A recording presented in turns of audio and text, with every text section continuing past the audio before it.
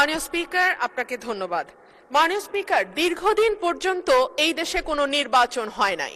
মানুষ তাদের পছন্দের প্রতিনিধি নির্বাচন করতে পারে নাই। জাতীয় নির্বাচন থেকে শুরু করে স্থানীয় পর্যায়ে নির্বাচন পর্যন্ত প্রত্যেকটি নির্বাচন ছিল কারচুপিপূর্ণ।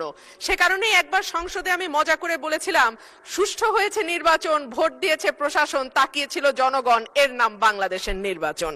তো মাননীয় স্পিকার, সেই জায়গা থেকে ৩৬শে জুলাই আমাদের জীবনে আসলো, কয়েক লক্ষ মানুষ রাস্তায় নামলো, কয়েক হাজার মানুষ চিরতরে পঙ্গু হলো এবং প্রায় ১৫০০-এর উপর মানুষ তাদের জীবন দিল যাতে মানুষ তার ভোটের অধিকার আবারও ফিরে পায়।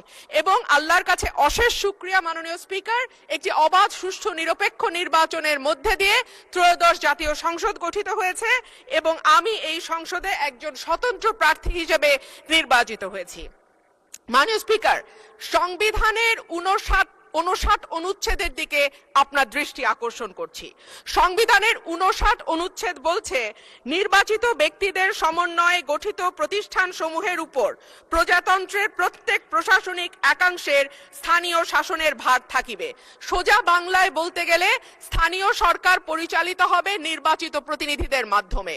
কিন্তু আমরা বিস্ময়ের সঙ্গে এবং দুঃখ নিয়ে লক্ষ্য করলাম, একটি নির্বাচিত সরকার ক্ষমতায় আসবার পরপরই স্থানীয় প্রশাসনগুলোতে প্রশাসক নিয়োগ করেছে।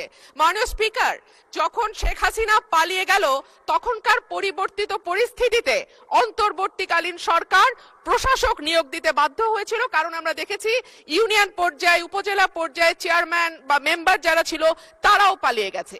কিন্তু এই অবস্থা তো মাননীয় স্পিকার এখন আর নেই। এখন তো একটা সুষ্ঠু নির্বাচন দেয়া যায়। সেই জায়গায় আমরা দেখলাম দলীয় নেতা কর্মীদের পুনর্বাসন প্রক্রিয়া শুরু হয়েছে। এই বিষয়ে আমি